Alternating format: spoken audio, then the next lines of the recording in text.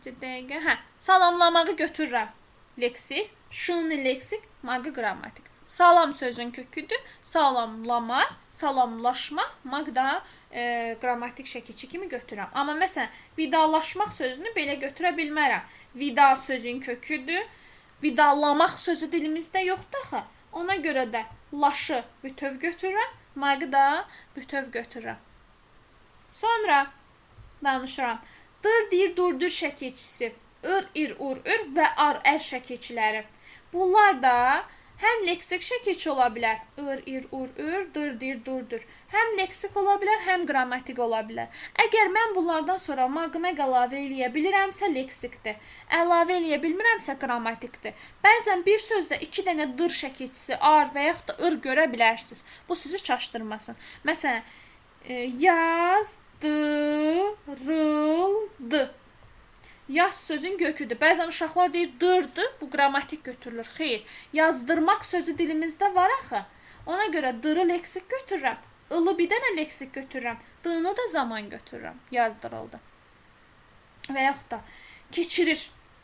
Keçirir.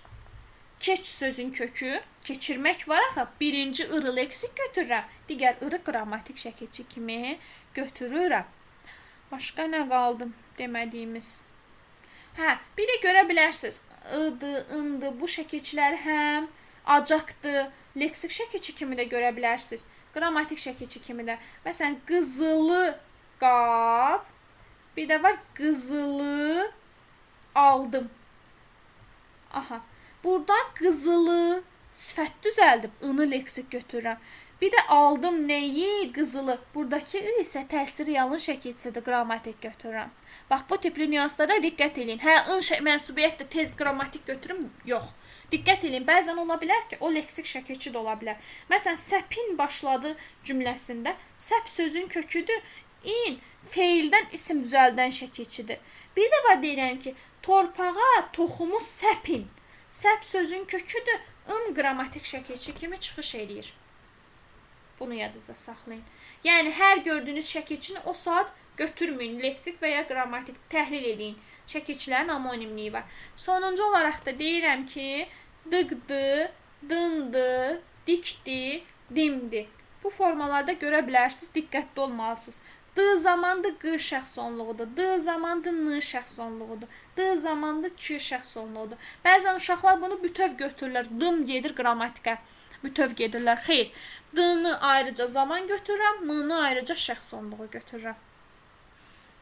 Sonra, bir dənə də deyirəm feil bölməsindən. Uşaqlar, biz bunu keçəndə feil bölməsində mən sizə demişdim. Mamə, ır və ar artırılanda öz saytını itirir. Mır və mar formasında olur.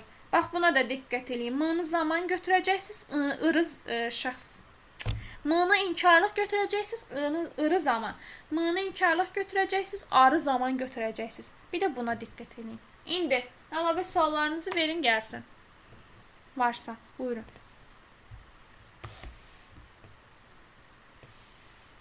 Yoxdur ki, suallarınız. Xeyr. Onda sınaq işləyək.